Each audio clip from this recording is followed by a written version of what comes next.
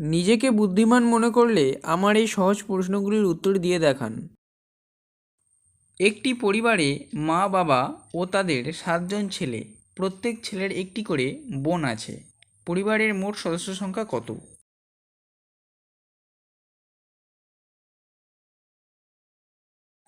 উত্তর হবে 10 জন। কোন হাত কথা বলে?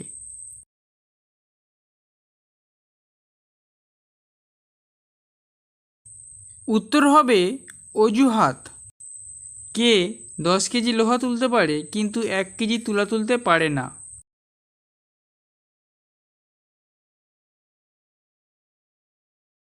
এর উত্তর হবে চুম্বক।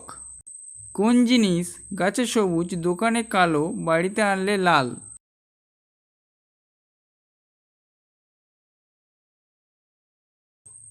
উত্তর হবে চা। কোন বাজি খাওয়া যায়?